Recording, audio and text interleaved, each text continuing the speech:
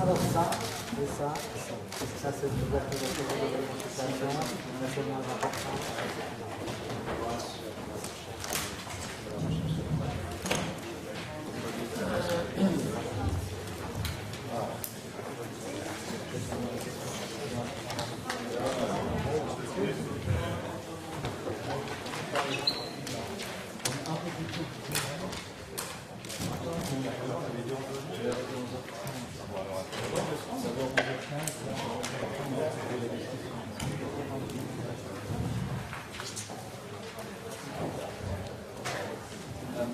Est-ce que Charlie Hoffler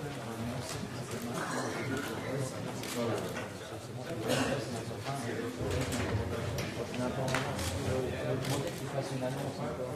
On attend une minute encore.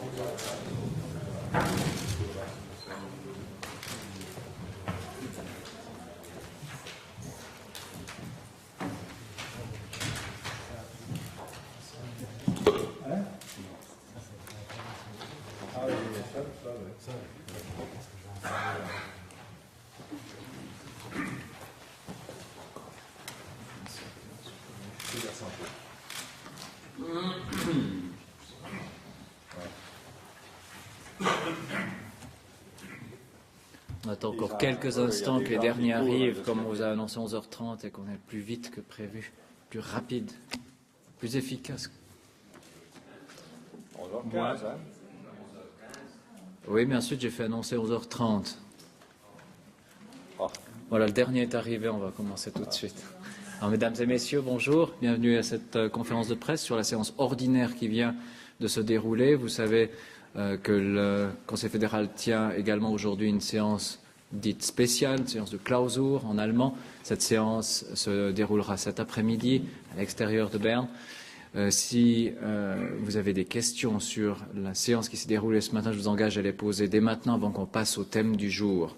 Les communiqués qui ont été décidés sur les thèmes qui ont été décidés ce matin vous ont été, je crois, à peu près tous distribués. Sinon, vous les recevrez encore dans les minutes qui suivent.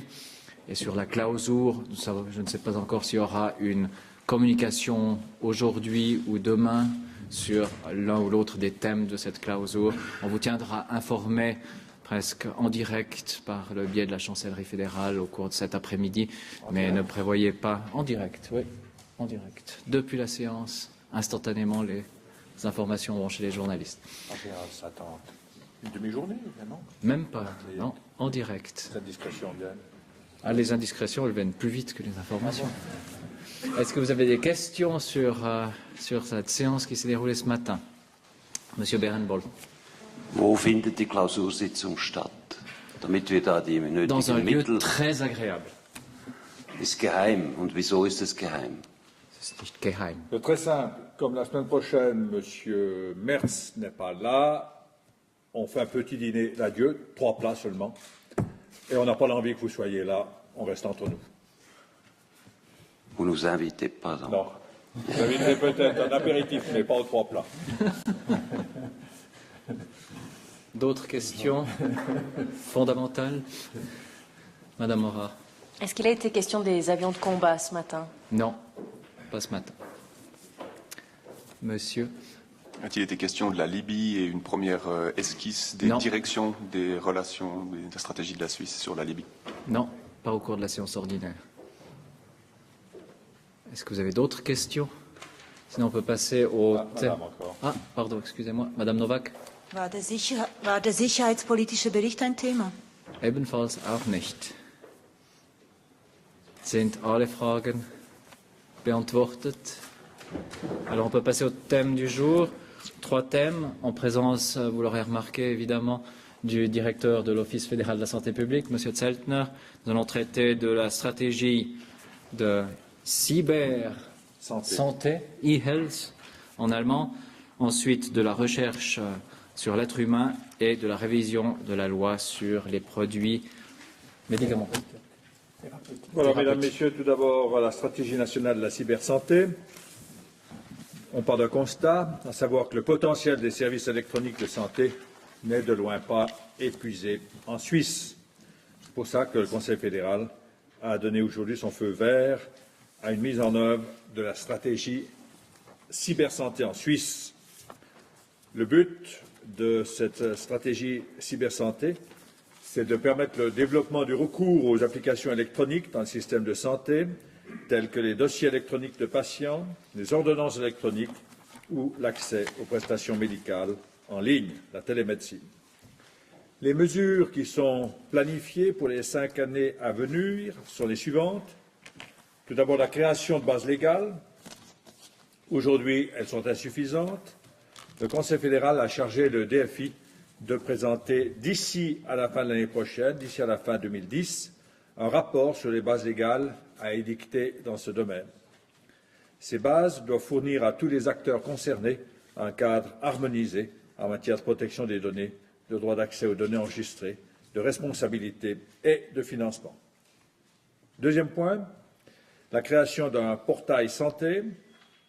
La recherche d'informations sur la santé fait partie des services les plus demandés sur Internet, mais le volume est tel que le citoyen a de la difficulté de trier entre les services proposés et surtout d'estimer la fiabilité des services qui sont proposés. À moyen terme, le Conseil fédéral prévoit un portail de santé qui fournira des informations et des services de qualité, mais permettra également de gérer les dossiers électroniques des patients. Donc, après la création de bases légales, après la création d'un portail santé, et le troisième élément, c'est la formation de base et la formation continue dans le domaine de la cybersanté. Les exigences techniques, les progrès techniques augmentent sans cesse. Il est donc nécessaire d'intégrer la cybersanté dans la formation des professionnels de la santé. On pense aux médecins, au personnel soignant, mais aussi au personnel des OMS ou des EMS.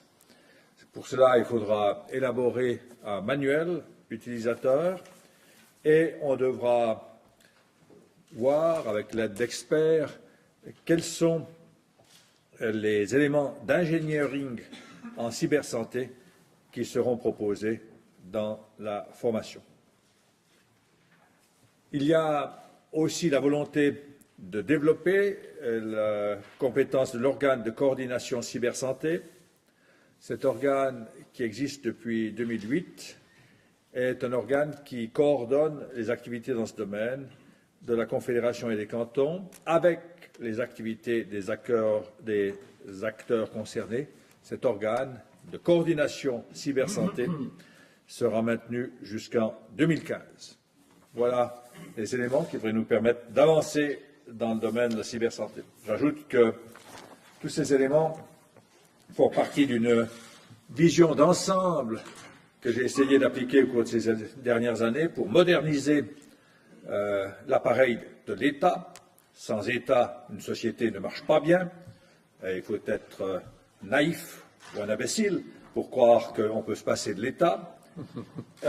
L'État a développé, notamment à travers les recensements, développé des technologies de l'information, avec le numéro d'identité des entreprises, avec le nouveau numéro AVS. Il y a toute une série de mesures convergentes pour élever le niveau d'efficacité des systèmes informatiques et la stratégie dans le domaine de la cybersanté fait partie de cette stratégie plus générale, mais je crois qu'elle valait la peine d'en parler de manière spécifique parce que c'est un secteur particulièrement important pour l'avenir et dans lequel l'État doit s'impliquer, faute de quoi on risque d'avoir assez rapidement une grande anarchie avec des risques de sécurité.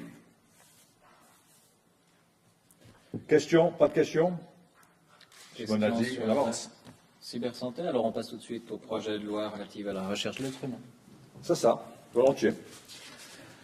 La recherche sur l'être humain revêt une importance cruciale pour notre société, non seulement pour notre santé à titre d'individu, mais aussi pour la santé publique. Or, dans ce domaine comme ailleurs, la recherche est indispensable au progrès. Des affections comme le cancer et la maladie d'Alzheimer ou certains troubles psychiques ne peuvent être traitées que si elles sont étudiées sur l'être humain également. Il est nécessaire de faire de telles études pour savoir si un nouveau médicament permet effectivement de traiter une maladie.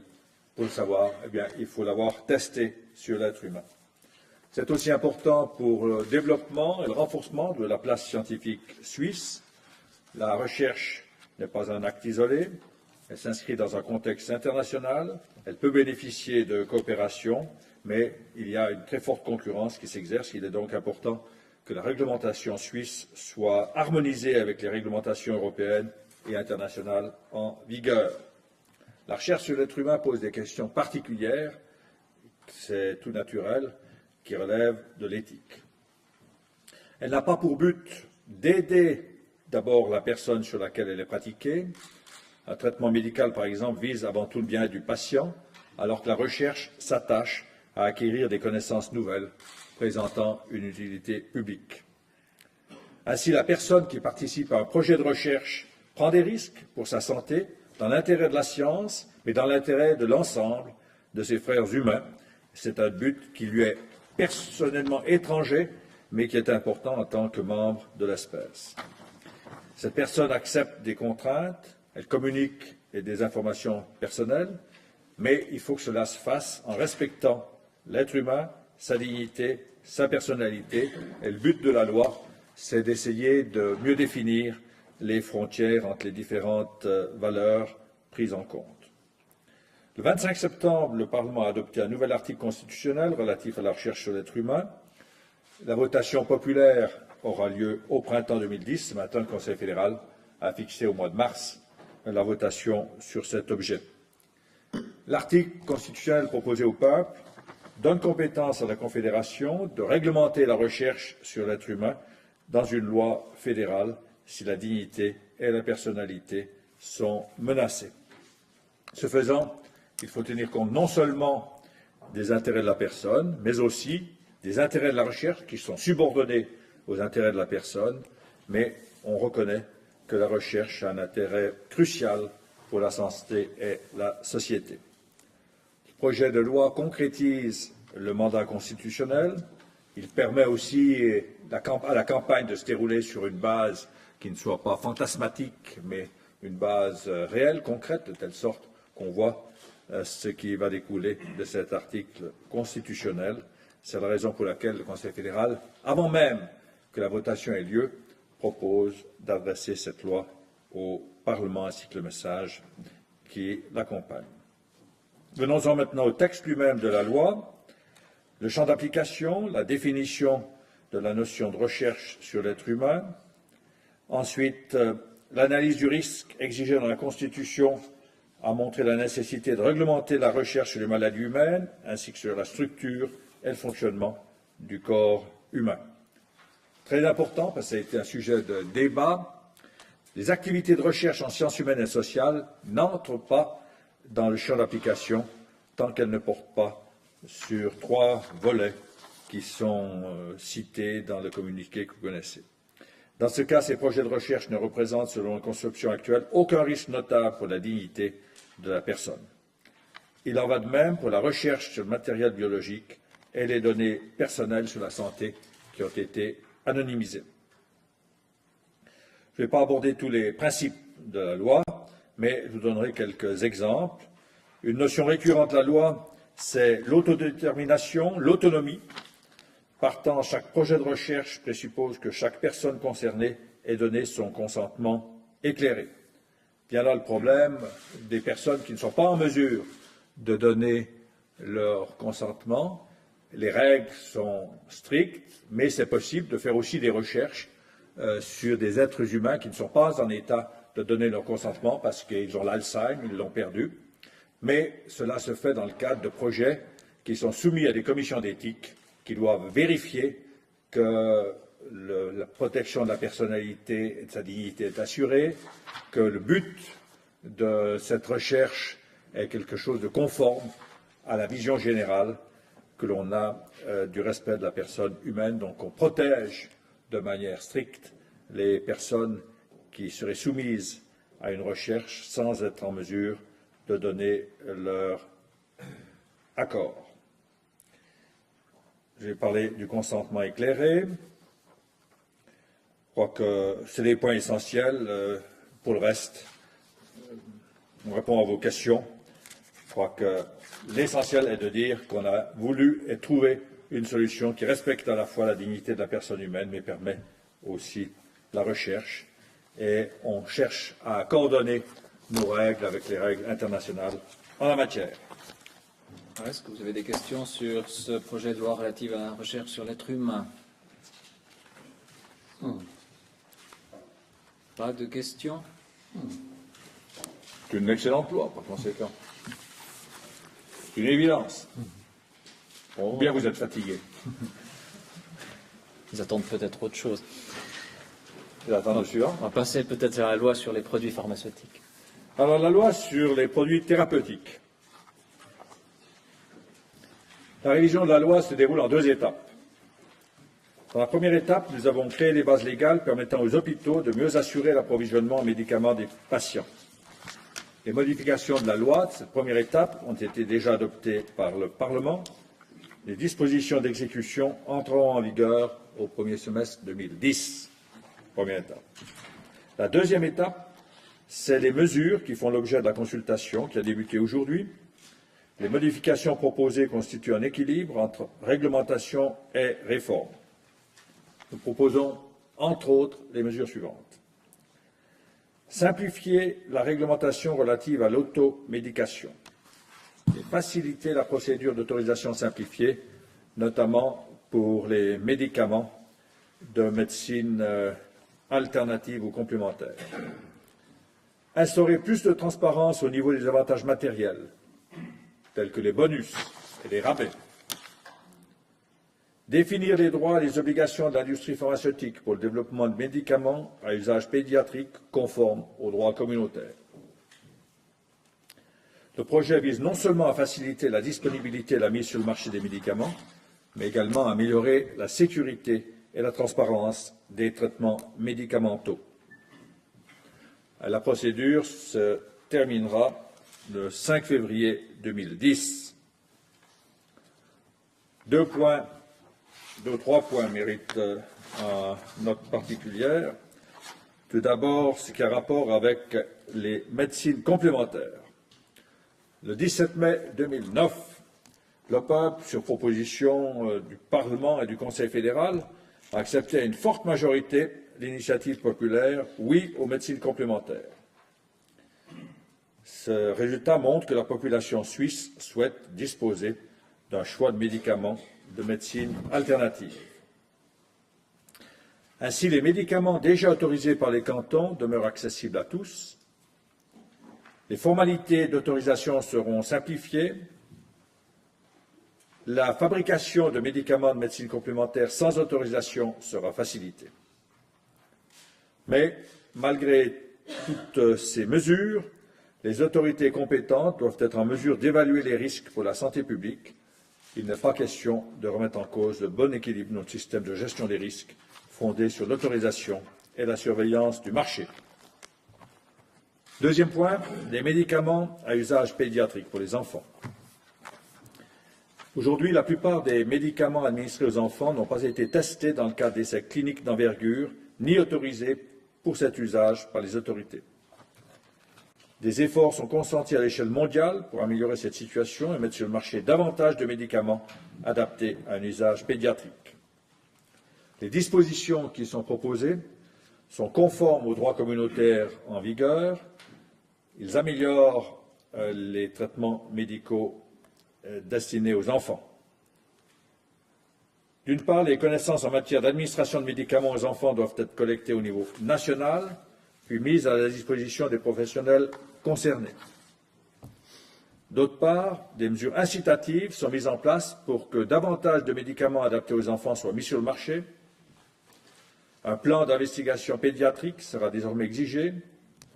L'exclusivité des données sera accordée pour une période de 10 ans et les certificats de protection pour les médicaments à usage pour enfants pourront être prolongés. Ensuite, nous prenons des dispositions relatives à la remise des médicaments par les médecins, problème de la propharmacie. Les avantages matériels accordés sous forme de bonus, de rabais ou le financement de la formation continue des médecins par l'industrie ont été souvent critiqués, notamment lors de débats politiques et aussi assez souvent dans les médias. Le Parlement a chargé le Conseil fédéral d'instaurer davantage de transparence dans ce domaine.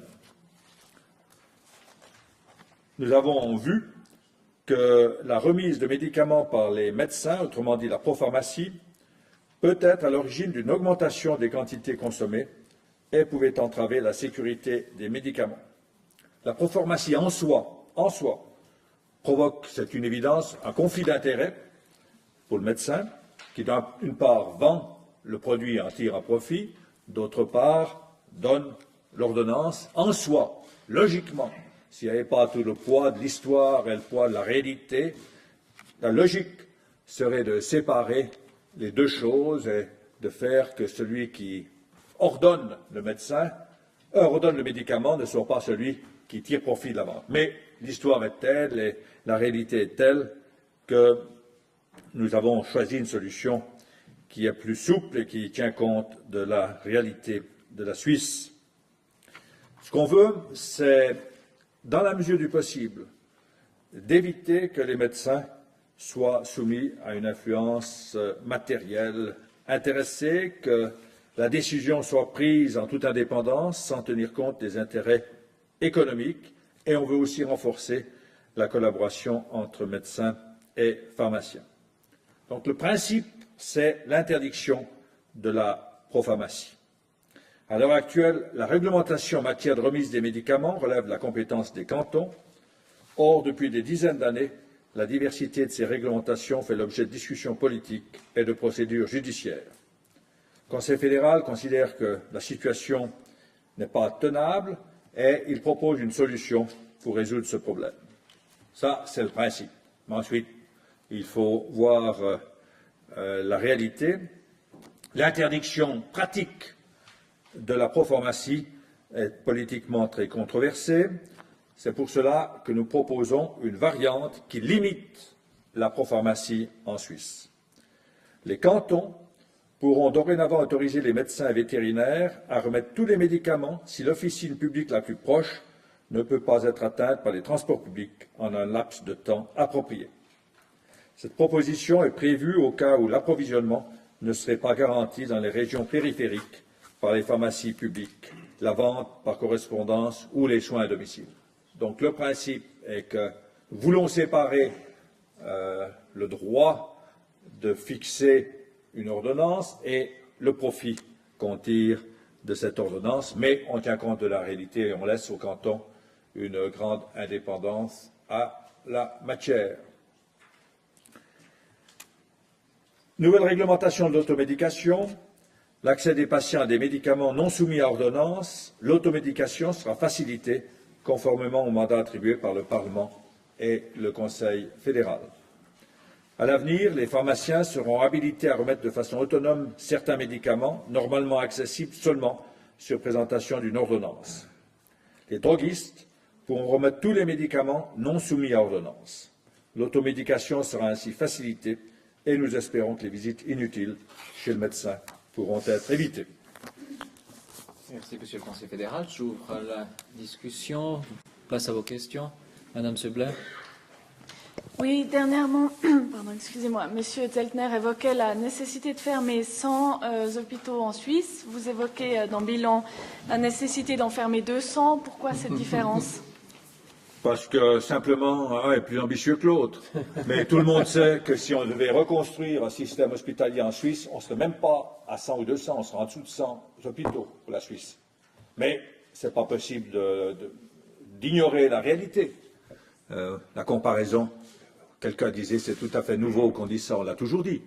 Si on devait repartir et créer ab ovo, à partir du départ, un système sanitaire en Suisse, on n'aurait pas même 100 hôpitaux en Suisse. Mais vous avez vu, les malheureux conseillers d'État qui ont essayé de faire quelque chose dans ce sens ont pratiquement tous été éjectés. Et même ce cher M. Dubely, dont le canton Neuchâtel est celui dont les hausses cette année sont les plus basses, c'est le seul conseiller d'État qui n'a pas été réélu aux dernières élections. Et pourtant, son bilan est excellent. Donc, il ne faut pas se faire d'illusions. S'il faut, pour que les choses se passent bien et qu'un certain nombre d'hôpitaux se ferment, il faudra du temps, du courage et probablement toute une série de mesures, dont le DRG. Je ne suis pas sûr que le DRG aboutisse à des résultats rapides. Alors, M. Maillard, que j'aime bien, tout le monde le sait, dit ce n'est pas le nombre d'hôpitaux qui compte, c'est le nombre de lits. Bien sûr qu'il a raison. Mais en règle générale, je l'ai vu dans mon canton ailleurs, on ferme un hôpital et on ouvre un EMS ou une clinique de réhabilitation ou quelque chose d'autre parce qu'on veut quand même avoir une occupation sanitaire de ces locaux. Ça, ce sera le grand sujet du futur. Les compétences dans ce domaine-là n'appartiennent pas à la Confédération, appartiennent aux cantons. On ne peut que soutenir les efforts des cantons qui sont faits dans ce domaine, féliciter les conseillers d'État qui osent faire quelque chose et espérer qu'ils seront réélus. Mais tant qu'on n'aura pas fait un pas assez fort dans ce domaine-là, on n'aura pas fait grand-chose pour la maîtrise des coûts de la santé. Merci, Monsieur Friedli. Ja, das Verbot der ärztlichen Medikamentenabgabe hätte wahrscheinlich mehr Chancen, wenn man umgekehrt die Taxpunktwerte erhöhen würde für die Ärzte. Haben Sie an solches auch gedacht? Qu'est-ce qu'il veut? Les points de taxpunkt, donc le Tarmen, donc ce qui est un élément de contractuel. Also, Allez-y, répondez. ja, es stimmt, man muss die gesamte Geschichte anschauen. Und das ärztliche Einkommen ist ja ein gemischtes Einkommen, wo zum Teil die Preise durch den Bund festgelegt werden, durch die Frage der Medikamente, aber auch der Laborpreis und zweitens durch Verhandlungen zwischen Versicherern und den Ärzten. Und es ist in der Tat so, dass man von Ärzteseite, und da laden wir den FMH ein, immer wieder die gesamte Bilanz ziehen muss. Und das heißt auch, dass man über die Frage der Abgeltung via TARMED zwischen den Ärzten und Santé Suisse diskutieren muss. Aber das ist keine Bundesaufgabe. Y a-t-il encore d'autres questions? Ça ne semble pas être le cas. Madame Sebler. Oui, Dernière seconde. Pour en revenir à la fermeture des hôpitaux, ce serait quoi les critères? Et puis, est-ce qu'il faudrait une concentration par canton? Est-ce qu'on a des premières pistes là-dessus? Il n'y a pas de possibilité de le faire. Il n'y a pas de règle fédérale. Le Parlement ne va pas l'introduire. Les cantons ne le veulent pas. Par conséquent, c'est inutile de vous parler des critères. Je vous dis simplement que si on devait reconstituer ab ovo, c'est-à-dire si on était devant le désert médical, de toute évidence, on ne ferait pas 300 hôpitaux en Suisse. Regardez la Hollande, qui est repartie. Maintenant, les critères, c'est évident que dans une région de montagne, vous n'aurez pas tout à fait les mêmes critères que dans une ville comme Zurich.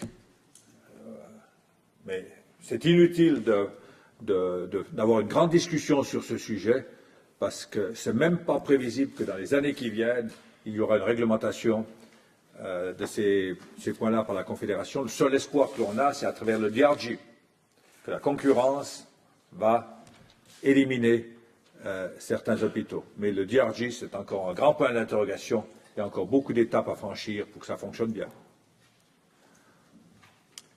Je vous remercie. Je crois qu'on a épuisé toutes les questions. Ça semble être vraiment le cas cette fois. Je vous remercie et je vous tiendrai informé dans le courant de la journée pour les prochaines informations.